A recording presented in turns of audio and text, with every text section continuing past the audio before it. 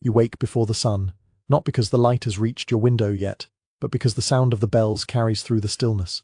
They are not loud, not harsh rather, they roll gently over the fields and rooftops, a slow, measured toll that seems to drift in on the mist. You lie for a moment under the coarse wool blanket, feeling the familiar weight of it across your shoulders, the slight scratch where it meets the skin of your neck. The air is cool enough that you can see the faintest trace of your breath in the dimness, a pale wisp in the half-light. Your bed is simple, a straw mattress with a linen sheet and the blanket above it. You run your hand along the edge of the bed frame, the wood smooth where decades of hands have touched it, and rough where the grain still rises. Beneath you, you can feel the uneven planks of the floor through the mattress. It is a small reminder. The house is old, but it holds you the way it has held your family for years. The bells continue 3, then 4, then 5, and with each note, you can almost picture the tower they hang from, the wooden beams, the rope swaying slightly as the ringer pulls. Somewhere outside, a cock crows. It's a ragged sound, not at all like the clean, sharp call you might imagine, but a half-broken cry that still means morning is near. You push back the blanket and swing your feet onto the floor. The cold rushes up through your toes, sharp at first, but it wakes you completely. For a moment you simply sit there, your hands folded in your lap, feeling the texture of the linen nightdress against your fingers. It is worn, but the fibers are soft from years of washing. You breathe in the faint scent of dried lavender that lingers from the last washing. It's faint now, but it still makes you think of summer fields. You cross the room slowly, careful not to wake the children still asleep on their pallet in the corner. The youngest has kicked his blanket half off, his small feet curled under him, and you bend to tuck it back around him, smoothing the cloth lightly so it will not scratch. His breathing is steady, deep in the safety of dreams. You lift the latch on the shutters and push them open just a little. The air that comes in is damp and cool, tasting faintly of earth and smoke. You can just see the village street in the pale pre-dawn, the dirt packed down by cartwheels, the shapes of rooftops with frost silvering the edges. Somewhere down the lane, a door opens and closes. A neighbour, perhaps, heading toward the church for morning prayers. The bells give their last slow note. Silence settles in its place, not empty but full of tiny sounds, the faint rustle of a mouse in the thatch, the stretch of the rafters in the cool air, the sigh of the wind as it brushes past the shutters. You stand for a moment longer, watching the way the mist clings to the edges of the fields beyond the last house. It is a stillness that only exists at this hour, before the world is awake. You step back, pulling the shutters to a narrow gap, enough to let in the dim grey light, but keep the warmth inside. Somewhere deep in the hearth, last night's fires left a bed of ash and a few half-hidden embers. You will coax them to life again soon. But for now, you simply stand at the edge of the room, listening to the house breathe, to the quiet shape of the day forming beyond your door. You move toward the hearth, your bare feet silent on the boards. The scent of ash is soft, almost sweet. You lay a hand on the mantle's rough beam, feeling the grooves where your mother's hands once rested, and her mother's before her. This, too, is part of the morning, the quiet touch of things that have outlived so many dawns. In the far corner, the cat lifts its head and blinks at you.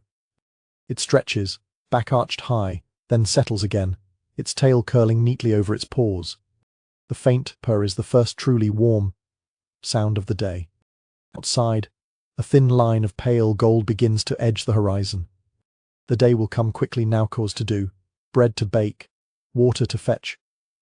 But this moment, with the bells fading and the house still hushed, is yours alone. It is a moment you do not rush. You draw in a deep breath, filling your lungs with the cool air, and let it out slowly. The day has begun, but gently, the way all good days should. You kneel before the hearth, resting your knees on the worn reed mat that has been there for as long as you can remember. It smells faintly of dried rushes and old smoke, a scent that belongs only to a kitchen like this. The hearth is the center of the home, not just for cooking, but for warmth, for light, for the rhythm of the day. Without it, the house would feel hollow. You brush aside a thin layer of ash with the small broom, its bristles bound in twine. The ashes pale and soft, lifting into the air in a faint puff before settling again. Beneath it, you find what you were hoping for, a scatter of red embers, dim but still alive, tucked deep among the ash. They are like sleeping creatures, waiting to be woken. You take the bundle of kindling from the corner, thin sticks, dry twigs, and a twist of straw. Your fingers move without thought. Years of repetition have made this motion second nature. You lay the kindling gently over the embers, leaning close to shield them from the draught. With a small iron poker, you nudge the coals until they tumble together in a brighter glow. You purse your lips and blow, softly at first, then a little stronger. The embers respond like old friends, flaring orange, sending a thin wisp of smoke curling upward. You add another twist of straw, and it catches, a thin tongue of flame licking at the sticks. The sound is delicate, a faint crackle, like someone gently crumpling paper. As the flame grows, you feed it more twigs, placing them so they lean together in a small peak. The light begins to touch your hands, warm against the morning chill. Shadows tremble along the stone wall behind the hearth, and you feel the first true heat of the day. From the wooden shelf above, you take the clay pot of yesterday's stew bones, now simmered into a rich broth. You set it close to the growing fire, letting the scent mingle with the smoke. It smells of marrow, onions, and herbs, faint but promising. You know it will be ready by midday, hearty enough to feed the whole family. The cat comes closer now, drawn by the warmth. It sits just far enough away to watch the fire with half-lidded eyes, its ears turning toward the small noises the wood makes. Every so often, a pop sends a tiny spark leaping upward, only to fade before it can touch the chimney stone. Your hands warm as you work, and you rub them together, feeling the stiffness from the night ease. You glance toward the small window. The light is still dim, but you can see the pale shape of the frost melting where the sun will soon touch it. From a hook, you take the iron trivet and place it over the coals. It balances there, steady and sure, ready for the kettle. You fill the kettle from the bucket by the door, the water cool and tasting faintly of the wooden pail. When you pour it in, the metal sings a low hiss as droplets touch its warmed sides. You set the kettle over the trivet, hearing the faint beginning of a simmer. The children are still asleep, but you know the sound of the fire will soon bring them stirring. It is a sound that means safety, routine, and the promise of something warm to eat. You take a moment to sit back on your heels, simply watching. The flames move as if they are breathing, folding inward, then stretching high, bending toward each stick in turn. Illuminate the rough stone, the iron pot, the basket of wood in the corner. Everything here is humble, but it is enough. Your thoughts wander, as they often do in the quiet of the fire. You think of the winters past, when the hearth was the only barrier between your family and the cold that pressed at the door. You think of your mother's hands, guiding yours the first time you learned to light the morning fire. Her voice had been low, almost a whisper, telling you to be patient, to feed it gently. It is the same voice you hear in your memory now, as you lean in to adjust a stick. The kettle begins to sing more steadily. Steam curls upward, catching the light of the fire, turning it to gold. You reach for the small clay cup on the mantel, chipped at the rim, but still strong, and prepare for the first drink of the day. You will pour the hot water over dried mint leaves, the scent rising sharp and fresh, cutting through the smoky air. You glance toward the door and see the faint outline of daylight at its edges. The village is waking. Somewhere down the lane, a cart creaks by, the driver calling softly to his horse. The dog barks once, then settles. But inside your home, there is still this cocoon of warmth, the fire's glow holding back the chill. You wrap your hands around the cup when the tea is ready, feeling the heat soak into your skin. You take a slow sip, letting it rest on your tongue, the warmth sliding down to your chest. It is simple, but it is enough to begin the day. In the corner, you hear a small styrone of the children shifting in their sleep. Soon they will wake, and the room will fill with voices and movement. But for now, there is only you, the hearth, and the fire you have coaxed back to life. You add one more log, watching it catch, the flame wrapping around it like an embrace. You know it will burn steady now, lasting through the morning. Day is calling, and you will answer, but never in a rush. For in this slow beginning, in the care you give the hearth, you have already set the tone for all that follows.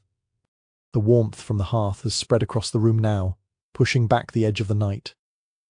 You set your cup aside and move toward the long wooden table beneath the window. Its surface is scarred with years of chopping, kneading, and serving, smooth in some places, rough in others. It is the work surface of countless mornings. You take the small sack of rye flour from the shelf. The cloth is soft and worn, with a faint dusting of white along its seams from yesterday's use. When you open it, the air catches a dry, earthy scent like fields under a late summer sun. You pour a mound of flour onto the table, watching it fall in a fine stream, making a soft hill in the middle of the board. From a crock in the corner, you take a small lump of the sort of starter you have tended for months. It is alive in its own way, smelling faintly of yeast and something just a little sharp, like cider. You mix it with warm water from the kettle, your fingers curling around the cup to test the heat. It must be warm, but never hot, so as not to harm the yeast. You make a well in the flour and pour the liquid into the center. The water sinks in slowly, darkening the pale flour as it spreads. You reach in with both hands, pulling the flour from the edges into the liquid, feeling the mixture turn from soft powder to sticky mass. It clings to your fingers, and you work it patiently, pressing and folding again. The sound of kneading is quiet but steady, a soft thump against the board, the faint pull of dough stretching, the sigh as it folds over itself. Each motion is deliberate, unhurried. It is a rhythm you could follow with your eyes closed. You add a pinch of salt from the small wooden box, scattering it across the surface, before folding the dough again. The grains disappear into the mass, but you know they will bring the bread to life.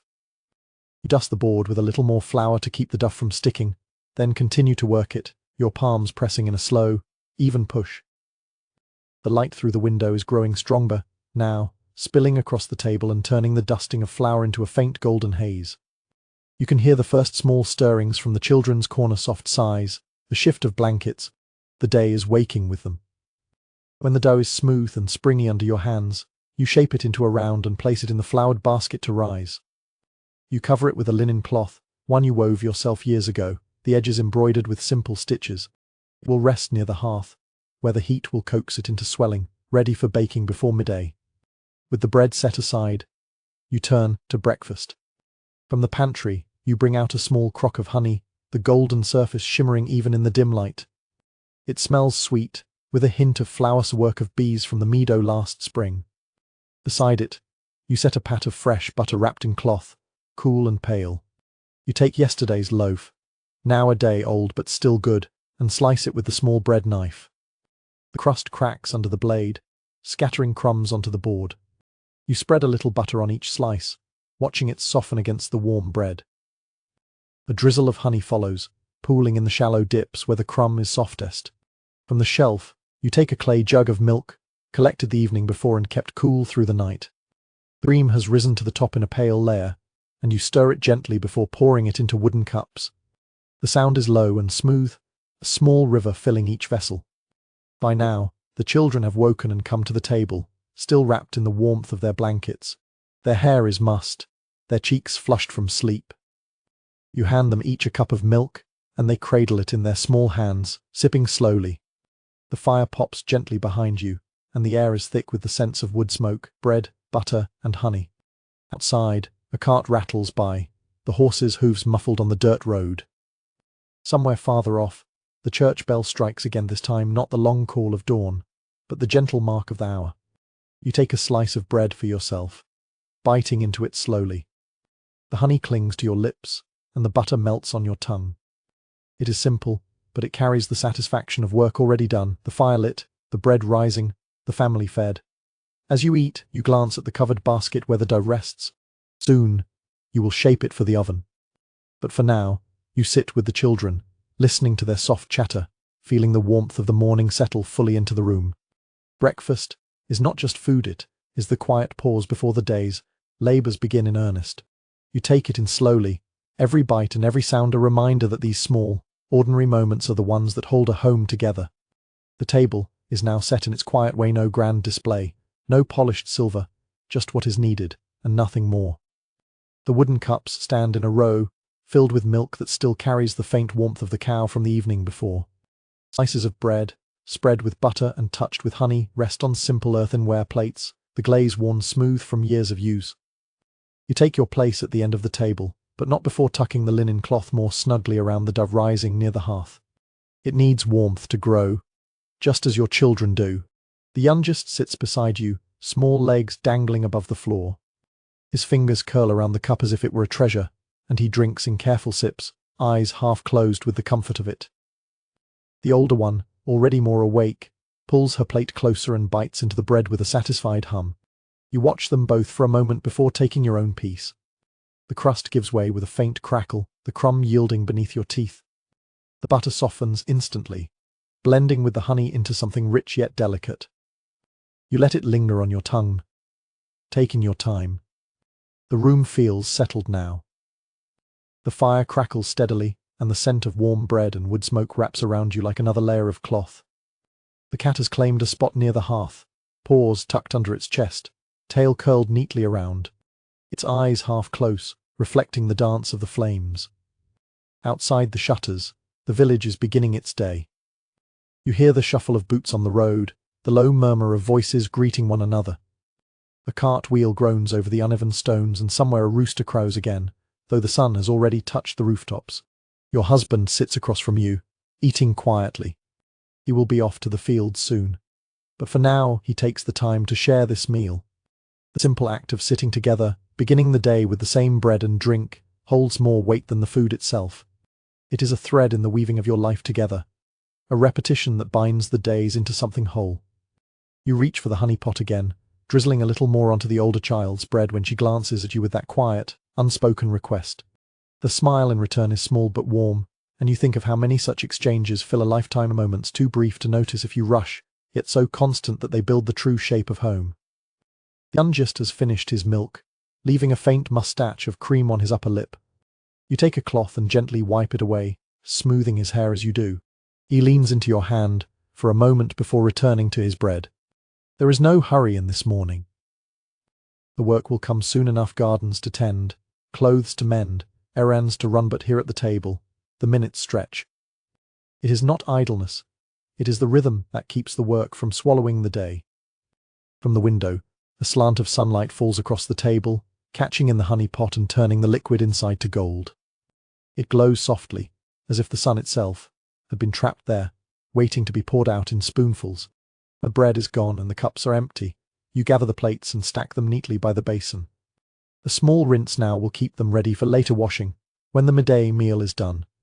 The children drift toward their small tasks, the older one to fetch kindling from the woodpile, the younger to help gather the cloths for airing. You pause for a moment before rising from the table, letting your hand rest on the smooth grain of the wood.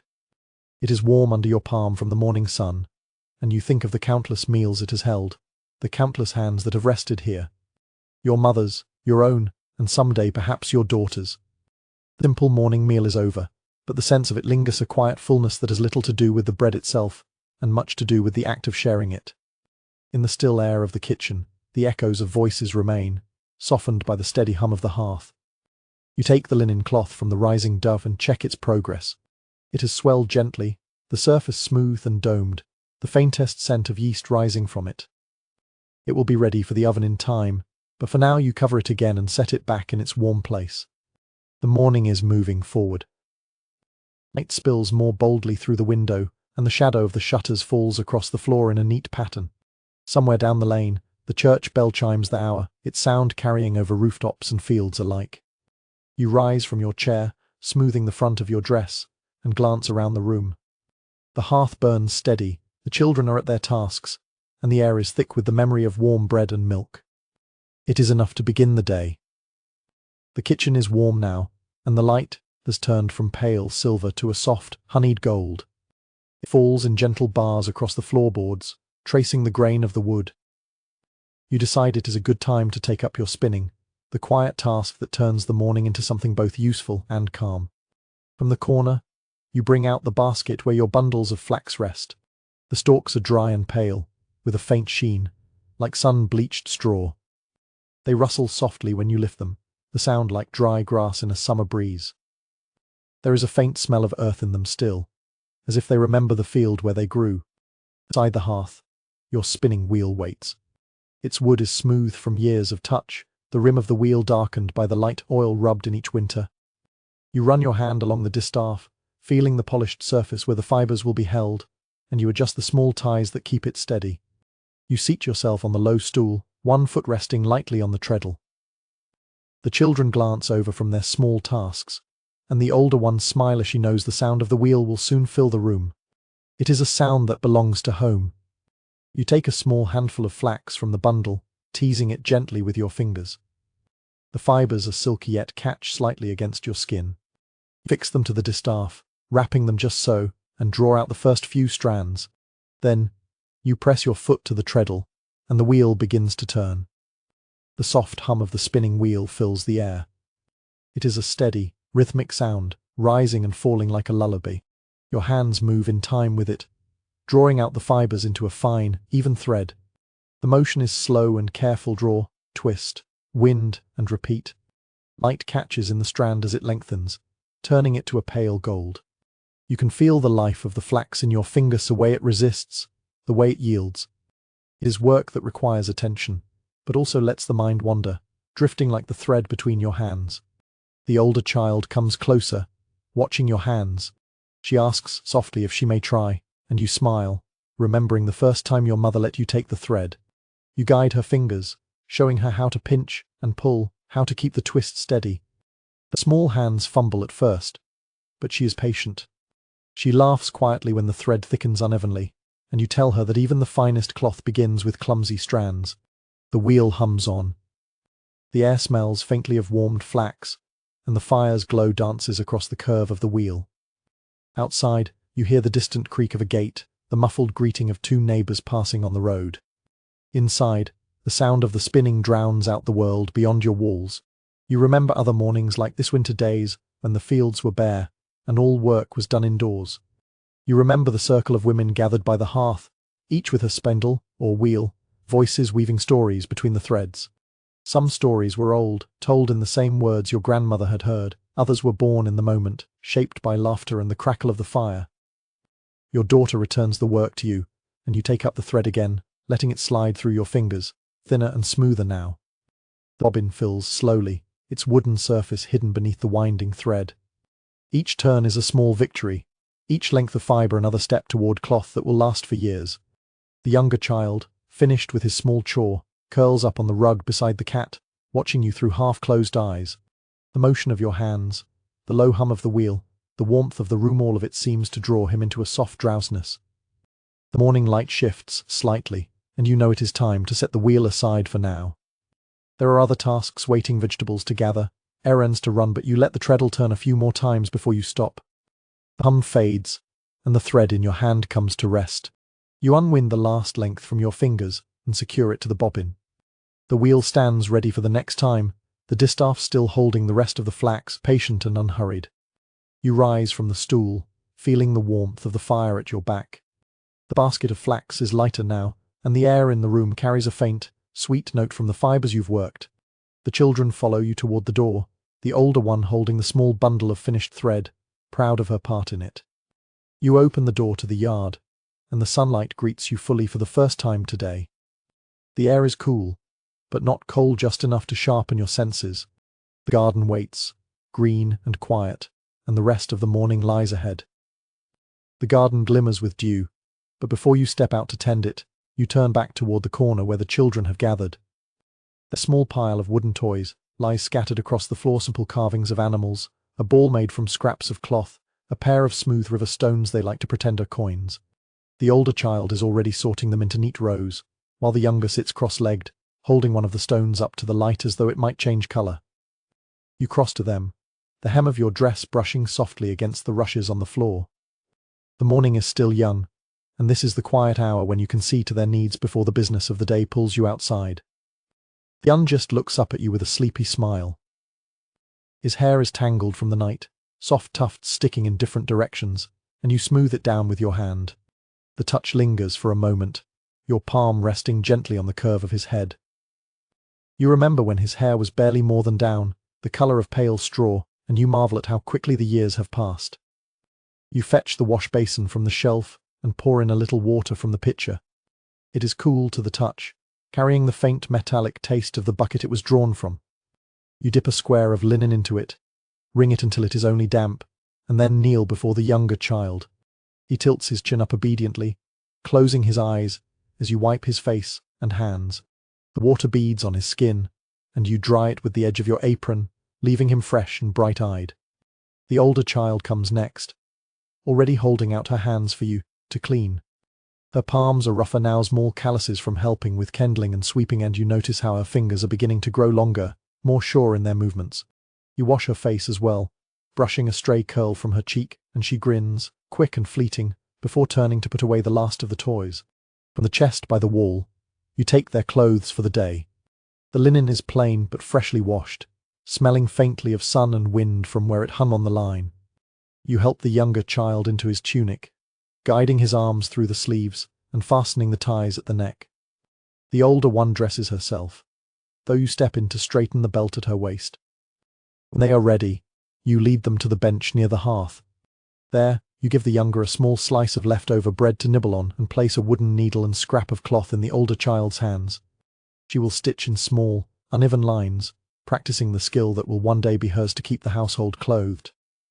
Her brow furrows in concentration as she pushes the needle through, then pulls it free with a soft pop.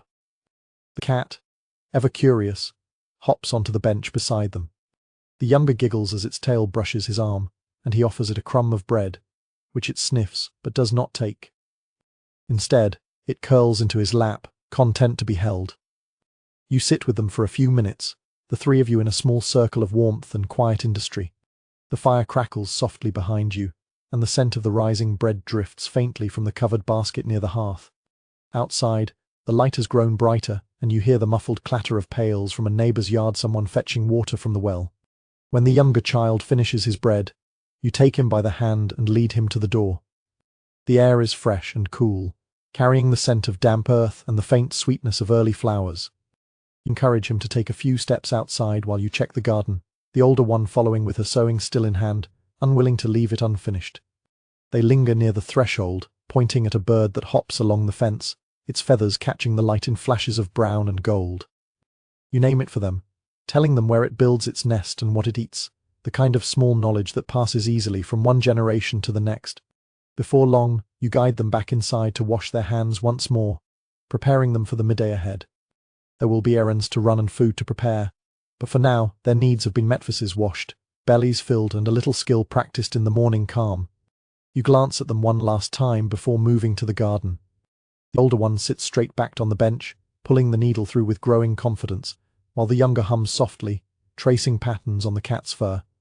These are the moments you carry with you through the day, the ones that anchor all the work in something warmer than duty. You push open the door and step into the sunlight, leaving the children in the safe heart of the home, the hearth still glowing behind them. You step out into the yard, and the air greets you with a soft coolness, still holding the freshness of morning. The sun has risen enough to lay gentle light over the garden, but not so high as to burn away the last drops of dew. They cling to every blade of grass and leaf, glittering as you move. The garden is small but generous, enclosed by a low wattle fence woven from branches. Beyond it, the open fields stretch toward the tree line, but here within your fence, everything feels close and tended. You open the gate with a quiet creak, the latch smooth from years of use, and step onto the narrow earthen path. To your right, rows of kale stand tall, their leaves deep green and curled at the edges, with beads of water sliding down their ribs. You run your hand over one leaf, feeling the cool dampness against your skin before snapping it neatly at the stem. The sound is crisp, clear, small satisfaction in the work. You place it in your basket, the woven willow creaking softly as it takes the weight. Near the fence, a small patch of herbs releases its fragrance as you brush past. Sage with its soft, silvery leaves, rosemary sharp and pine-like, thyme tiny but potent. You pinch a sprig of thyme and rub it between your fingers, inhaling the scent that bursts free, warm, green, and just a little sweet. It'll find its way into the midday meal. You move along the path to the onions. Their green tops sway gently in the breeze, and you choose the ones with firm bulbs, tugging them gently from the earth. The soil clings to their roots, dark and rich. You knock it away with a light tap before laying them in the basket beside the kale. The sun peeks over the roof of the house now, sending shafts of light between the leaves and onto the path. In that light, a few bees drift lazily from blossom to blossom, drawn by the small yellow flowers of the herbs gone to seed. Their buzzing is low, steady, almost like the hum of your spinning wheel earlier in the morning. At the far end of the garden, you find the carrots, their feathery tops a bright green tangle. You pull up a few, the orange roots streaked with the dark lines of soil. They smell faintly sweet even before they're washed, and you know they will add color and flavor to the pot. For a moment, you straighten and look out beyond the fence. The road is quiet, just a stretch of packed earth leading toward the heart of the village. A lone figure walks in the distance, a basket over her arm, another neighbor gathering her own morning's harvest. You raise a hand in greeting, and though she is far, you see her gesture in return. Returning to your work, you spot a head of cabbage ready to cut. Its outer leaves are large and sturdy, cupping the tight, pale green heart within. You bend to slice it cleanly at the base with your small knife, the blade catching the light as it moves. The cabbage is heavy in your hands, cool from the shade of its own leaves. The basket is nearly full now, greens, roots, herbs, each layer adding to the colors and scents that rise from it. You pause before heading back, crutching to pluck a handful of chives. The purple blossoms are open, small bursts of color against the green. They will make the midday table just a bit more cheerful. The gate swings shut behind you, the latch clicking into place. You walk back toward the house slowly, feeling the weight of the basket in your arms. It is not burdensome, instead. It feels like carrying a piece of the earth's generosity back into your home. Near the door, you pause to rinse the vegetables in the wooden tub kept for this purpose. The water turns cloudy with soil as you swish the greens and roots through it. Droplets catch the sunlight, scattering into small prisms before they fall back into the basin.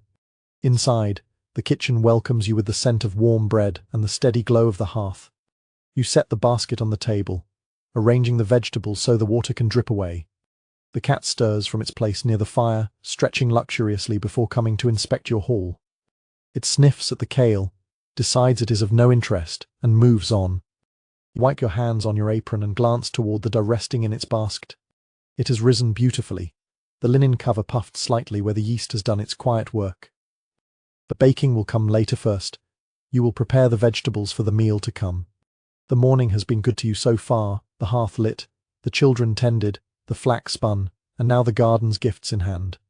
The rest of the day waits beyond these walls, but here, in this moment, you feel the contentment of work done in harmony with the season and the hour. With the vegetables washed and laid out to dry, you prepare for the short walk to the market. It is not far, just a few turns down the lane, but it feels like stepping into a different rhythm, from the quiet of your own yard to the hum of the village heart. You take your woven willow basket from its hook near the door. Its handle is smooth from years of use, the rim reinforced with strips of leather to keep it from fraying. Inside, you place a small bundle of eggs wrapped in straw, a few skeins of spun flax to trade, and the cabbage you cut earlier. These are small offerings, but enough to exchange for what you need. The children are content to remain at home this morning, your older daughter with her sewing, your younger busy with the cat, so you step out alone, closing the wooden latch gently behind you. The air outside is warmer now, touched by the sun, and the scent of damp earth has given way to something drier and sweeter. The lane that leads to the market is narrow, flanked by hedges and small cottages. As you walk, you pass a neighbor sweeping her doorstep.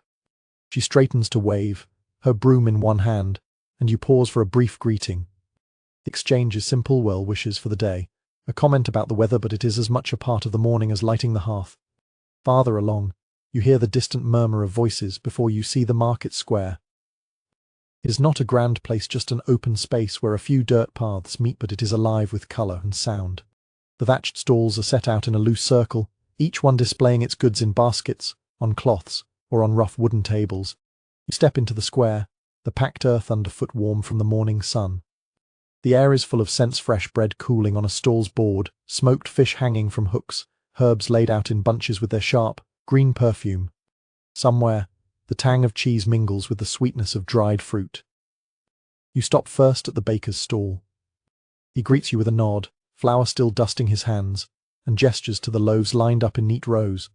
You choose one dark loaf made from rye and barley, its crust baked firm. In exchange, you offer the eggs from your basket, their shells speckled and warm from the morning collection. Next, you cross to the herb seller's table. She has jars of dried leaves, small cloth pouches of mixed blends, and sprigs of fresh herbs tied with twine.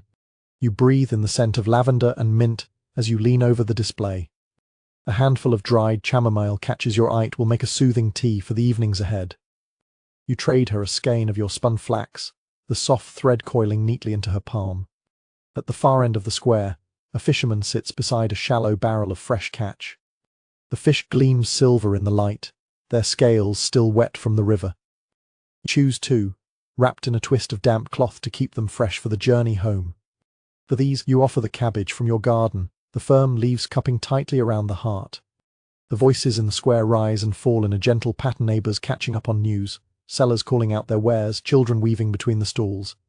A group of women stands near the well, their buckets set aside as they talk in low, comfortable tones. You catch fragments of their conversation, mention of a wedding in the next village, the health of a new baby, the quality of this year's wool. Your basket is heavier now, filled with the loaf of bread, the chamomile, and the wrapped fish. It is not an extravagant haul, but it is exactly what you came for, and that is enough. Before you leave, you pause at the well to draw a small cup of water from the bucket left for common use. It is cool and clear, tasting faintly of the stone it has passed over underground. The sip refreshes you for the walk back.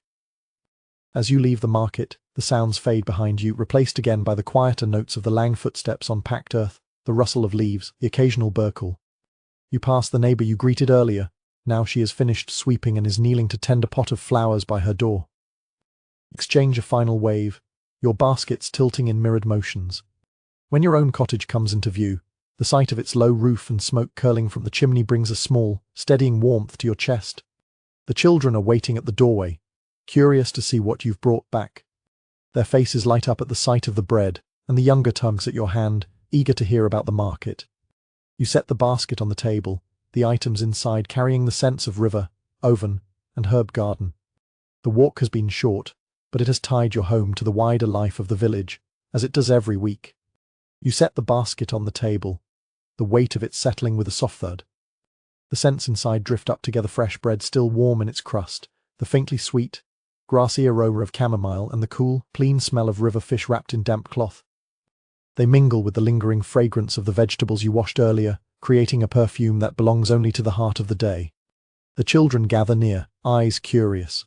You give them each a task, the older to pluck the thyme leaves from their stems, the younger to bring you the small clay jar of salt from the shelf.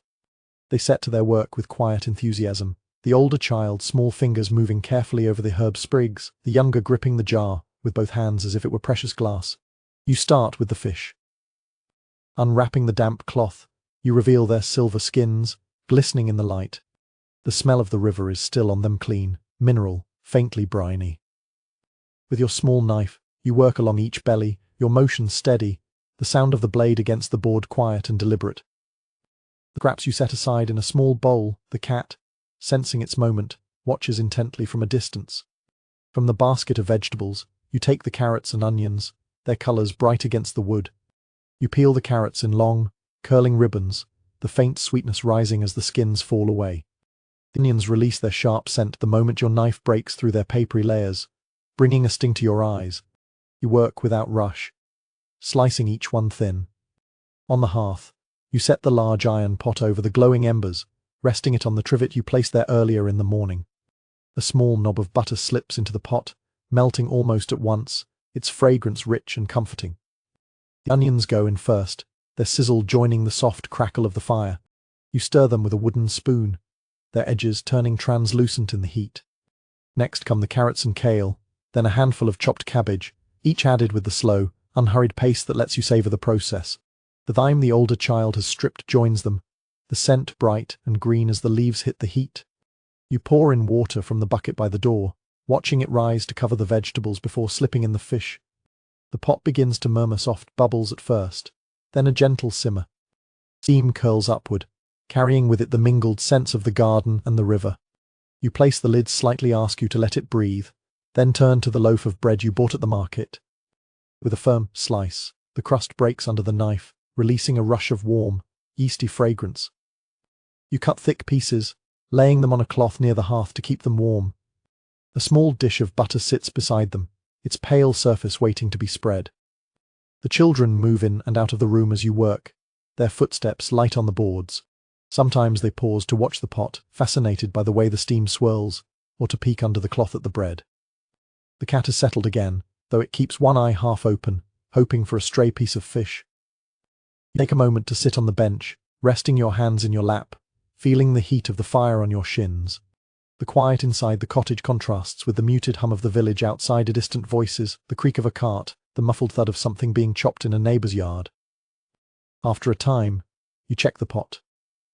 The fish has turned tender, flaking easily under your spoon, and the vegetables have softened into the broth, giving it a golden hue. You taste a small spoonful rich, comforting, the thyme coming through just enough to brighten the flavor. A pinch more salt, and it is ready. Ladle the soup into wooden bowls, the steam rising in soft clouds. The children take their places at the table, and your husband returns from the fields just in time to join you, his boots dusted from the path. He sets them aside by the door and sits down, nodding in quiet thanks for the meal. The first spoonful warms you from the inside out. The bread, torn into pieces and dipped into the broth, soaks up the flavor, each bite soft and hearty. The children eat steadily, pausing only to blow on their spoons or to glance at one another with small smiles. Round the table, the air is filled with the soft sounds of eating spoons against bowls, the rustle of cloth, the crack of crust.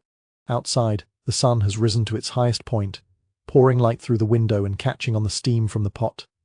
When the bowls are empty and the last crumbs of bread gone, you gather the dishes, setting them beside the basin for later washing. The pot still holds enough for the evening, and you leave it on the hearth, the fire kept low to hold its warmth. The midday meal leaves the house in a state of easy quiet, the kind that settles in after hunger is eased and the work of the morning is behind you. You stand for a moment at the window, looking out at the garden, the path, the sky, and feel the deep satisfaction of a day moving forward in its steady rhythm.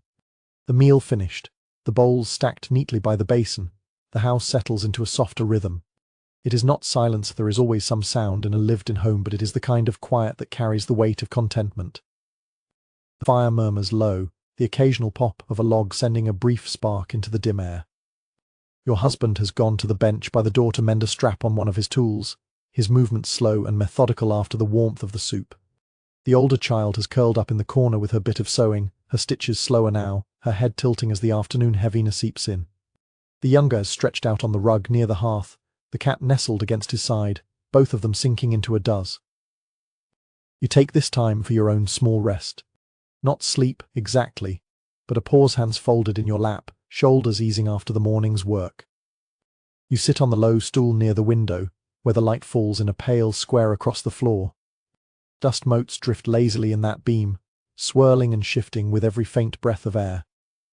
From outside, you hear the distant clop of hooves along the road. A cart passes, the wooden wheels creaking in a rhythm that fades quickly into the distance. The song drifts in through the open shutter, softer now than in the morning, as though even the birds are slower in the midday sun. The scent in the room is a blend of the day so far wood smoke from the hearth, the faint herbal note of thyme from the soup, the warm crust of bread cooling on the side table.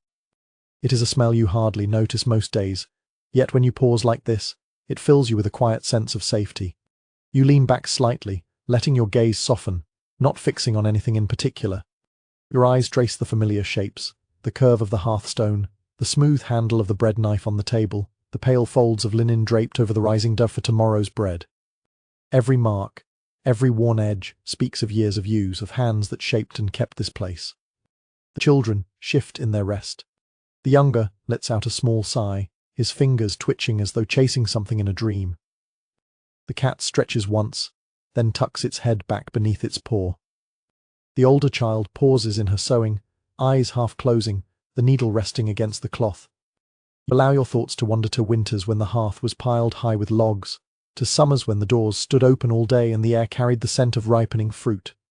You think of your own mother, and how she might have sat just like this in her own home, finding a moment's peace between tasks. The light in the room has changed. It is richer now, slanting in at an angle that turns the wooden boards to amber. It slips over the faces of your family, painting them in warm tones, softening the edges of everything.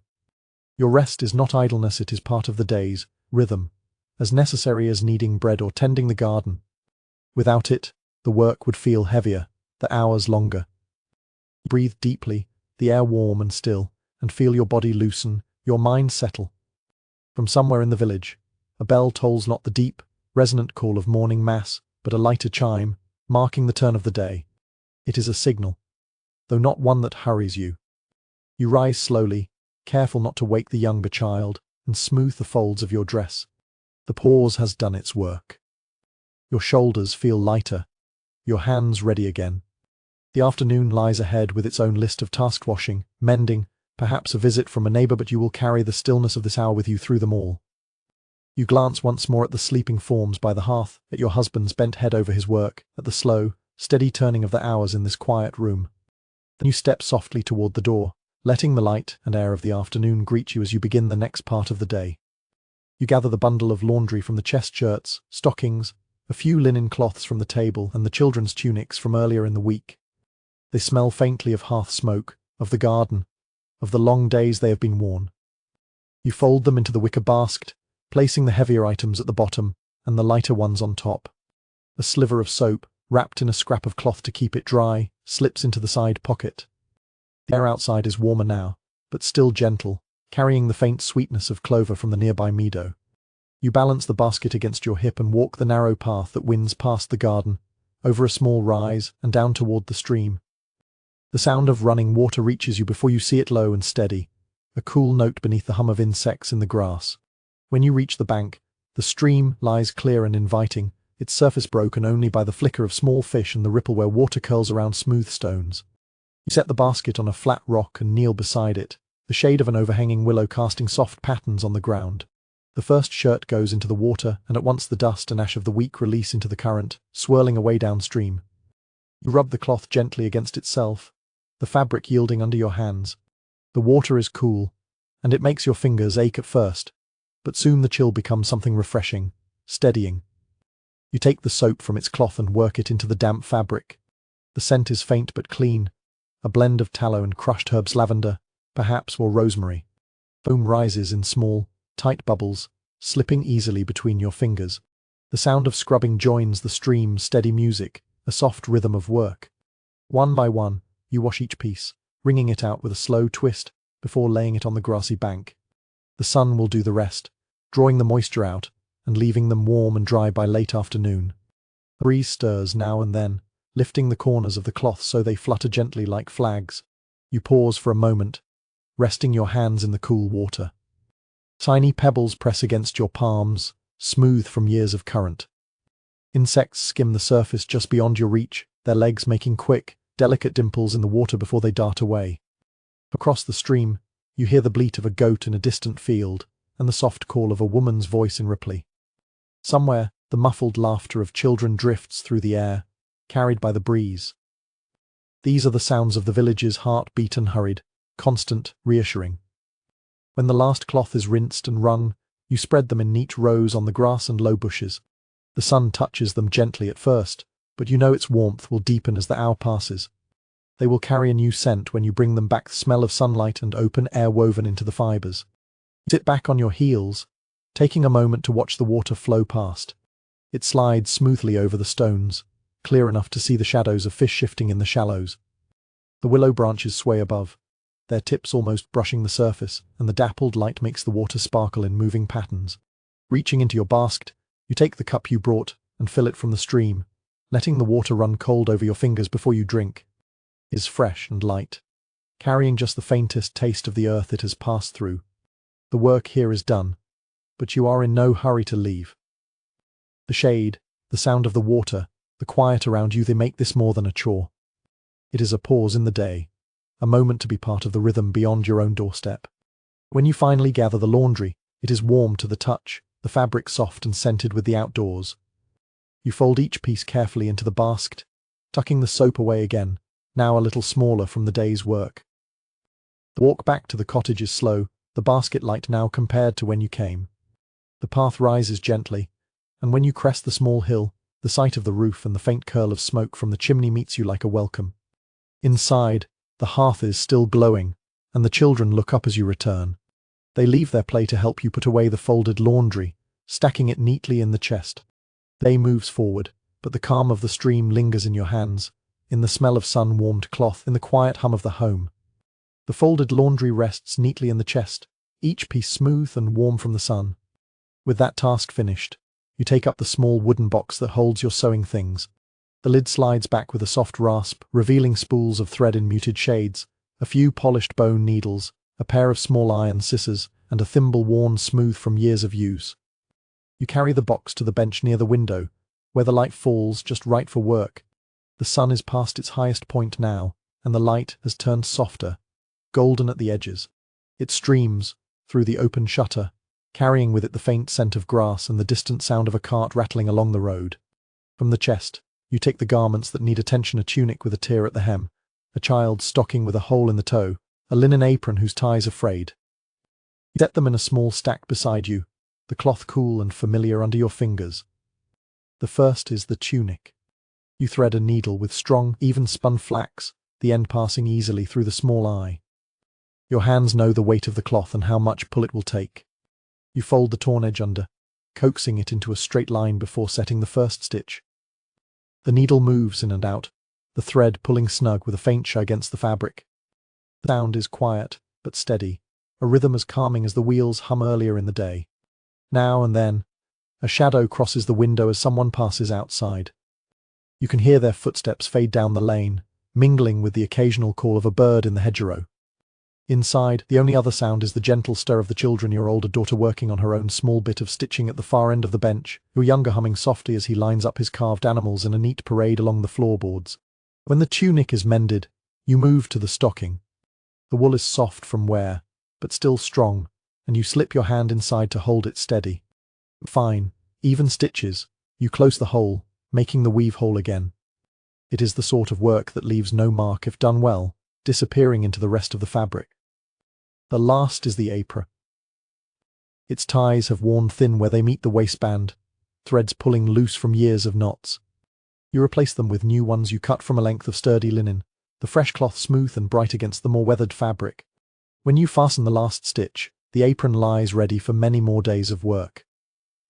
You pause, setting your needle aside, and flex your hands. The late afternoon light has shifted, spilling across the bench and touching the folds of cloth in a soft glow. From the hearth, the low fire sends out a warmth that blends with the light, wrapping the room in comfort. The older child comes to show you her work: small, uneven stitches on a scrap of cloth, but neat and growing more confident. You praise her efforts, smoothing the fabric and tucking it into the sewing box as a sign it is worth keeping. The smile is quick, proud, before she returns to her place. The younger has grown quieter now, his play turning into the slow rearranging of his toys, his eyes following the slant of sunlight across the floor. The cat has found that warm patch and claimed it, its tail twitching lazily in sleep. You pack away your tools, each spool of thread and needle set carefully back in its place. The lid slides shut with the same soft rasp as before. The mended clothes join the others in the chest, their small flaws now smoothed away, ready to be worn again without thought. This work is not grand, but it is what keeps the days running. True cloth mended before it can fray further, garments cared for so they last through the seasons. The stitches you've made today will outlast the memory of this afternoon, but they will hold quietly, unseen, through countless more mornings and evenings. You rise from the bench, smoothing your dress, and glance toward the table. The light there is beginning to cool, shifting toward the tones of evening. It is nearly time to think of the supper fire, but for a few moments longer, you let the peace of this hour rest over you. The tools are put away, the clothes are whole, and the house holds that special stillness between the labors of day and the gathering of night. You draw in a slow breath, the scent of sun-warmed linen still clinging to your fingers, and feel the quiet satisfaction of work done well. The late afternoon light slants low through the window, turning the dust motes in the air to gold. You close the shutters partway, letting the room take on a softer glow. The day's warmth is fading, and the hearth will soon be the heart of the home again. You begin by tending the fire, coaxing the embers into a brighter glow with a few pieces of kindling. The flame catches quickly, sending its warmth into the room. From the corner, you bring the iron pot still half filled with the midday soup.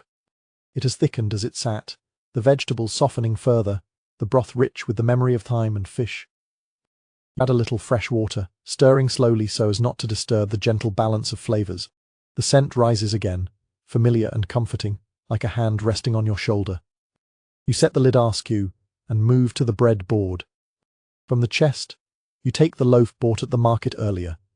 Half remains from the midday meal, its crust still firm, but the crumb inside tender.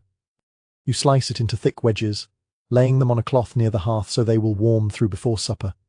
For a small treat, you decide to prepare a bit of porridge from barley. From the pantry shelf, you scoop the grain into a clay bowl, rinsing it quickly before pouring it into a smaller pot with fresh milk.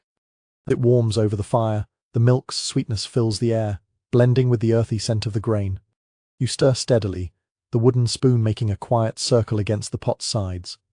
The children wander in from the yard, cheeks flushed from the cool air. The older one carries a handful of chive blossoms from the garden, their purple heads bright against her palm. You thank her and set them so that they will add both colour and flavour to the meal. The younger climbs onto the bench near the hearth, eyes fixed on the pot, drawn by the smell of the barley cooking. Your husband returns from the fields, his boots dusted from the day's work. He leaves them by the door and washes his hands in the basin, splashing water over his face as well. The simple sound of water in the still room feels like a mark of final shift from day's labour to evening's rest. You crumble the chive blossoms into the soup, their onion-like freshness lifting the scent in a way that makes you want to sit down right then and there. The porridge has thickened now, each grain plump and soft. You set it aside in a warm spot, covered, so it will be ready for the end of the meal. The table is laid simply, bowls for the soup, a plate for the bread, a small dish of butter. The older child moves with quiet purpose, placing each piece carefully, while the younger fetches the wooden cups from the shelf. You pour milk for them, water for yourself and your husband. When everything is ready, you ladle the soup into the bowls, steam curling up in soft ribbons. The bread is warm to the touch, and the butter spreads easily across its surface. The family gathers, each taking their seat in the same places they always do, an arrangement as familiar as the food itself. The first spoonful is slow, savouring the way the flavours have deepened since midday.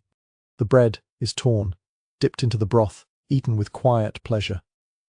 There is no rush. This is the hour to linger. The conversation is gentle, pieces of the day shared in low voices, the state of the field, the children's play, the weather tomorrow. The younger occasionally offers a crumb to the cat, who sits just at the edge of the table's light, tail wrapped neatly around its paws. When the soup bowls are empty, you bring the porridge. Its warmth is soft and sweet, the barley melting into the milk with just a hint of honey. The children eat theirs quickly, the younger leaving a faint trace of milk at the corner of his mouth. You take yours slowly, letting the quiet sweetness mark the close of the meal. When it is done, the bowls are stacked neatly, the cloth over the bread folded away for morning. The pot is moved from the hearth to cool, and the last embers are raked into a steady bed of heat to carry into the night. The evening meal leaves the room warmer, both from the fire and from the gathering of voices around the table. It is the kind of warmth that stays, even as the sun disappears entirely from the sky. The supper bowls are stacked by the basin, the fire still burning low in the hearth. Shadows lengthen along the walls, their edges softened by the glow of the embers. The day outside has settled into stillness, the sounds of the village dimming to the occasional muffled voice or the distant bark of a dog. You light a single tallow candle on the table, its flame small but steady. Its glow deepens the warmth of the room, casting gentle circles of light over the wood.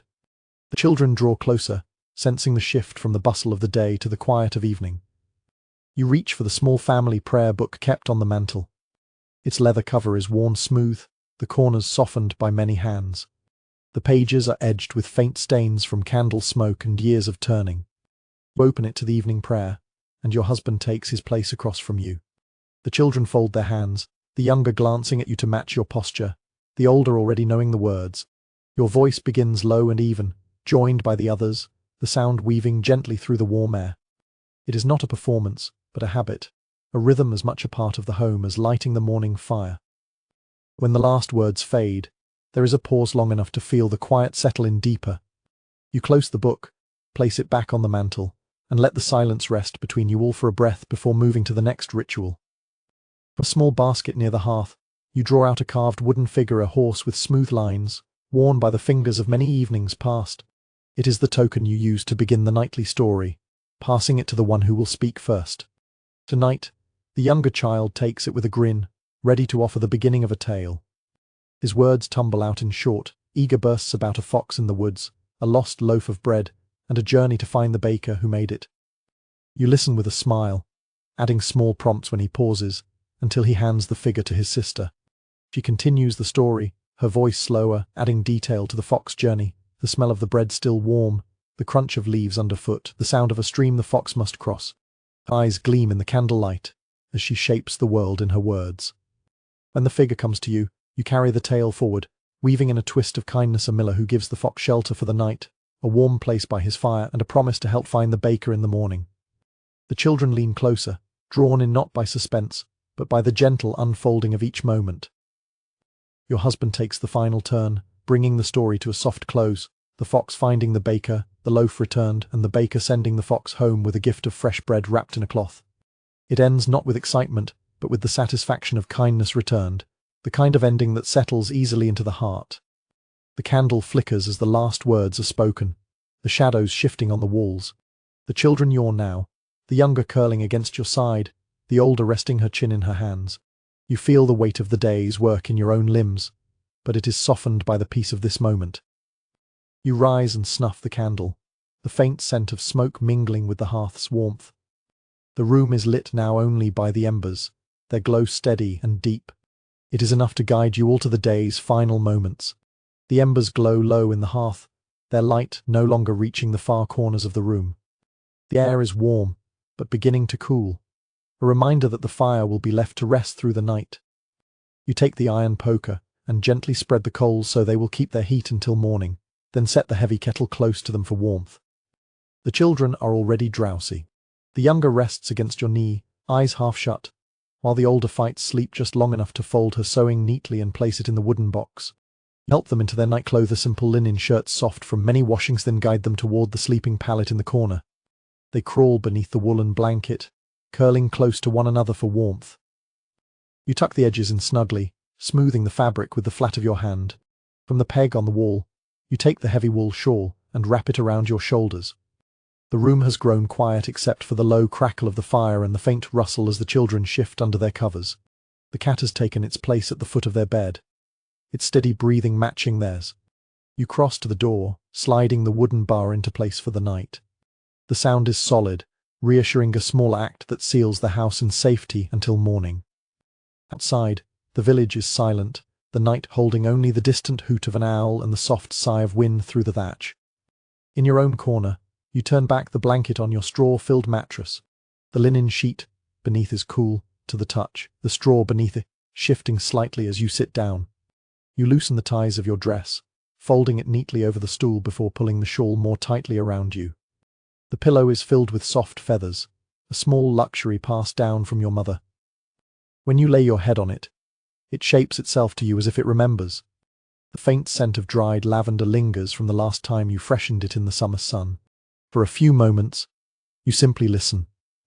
The house breathes around you, steady tick of cooling wood, the occasional soft murmur from a dreaming child, the muffled stir of the cat. Each sound is familiar, a thread in the fabric of your nights. You close your eyes and think back over the day, the first bell of morning, the warmth of the fire you coaxed to life, the smell of bread, the hum of the spinning wheel, the splash of water at the stream, the quiet stitches in the afternoon light, and the gentle end of the day with voices joined in prayer and story. These moments do not clamour for notice. They settle into you slowly, layer upon layer, until they form something stronger than any single memory. They are the shape of your life, ordinary in the best way, filled with the steady work and small joys that make each day worth its weight. The last light from the hearth fades, leaving only the soft red of the embers. Draw the blanket over yourself, tucking it close under your chin, and let your breathing match the slow rhythm of the house. The warmth of the day lingers in your bones, the quiet wraps around you, and you sink into sleep. Outside, the village sleeps under the same wide sky, and tomorrow will come in its own time, just as gentle, just as steady, just as full of small, necessary things.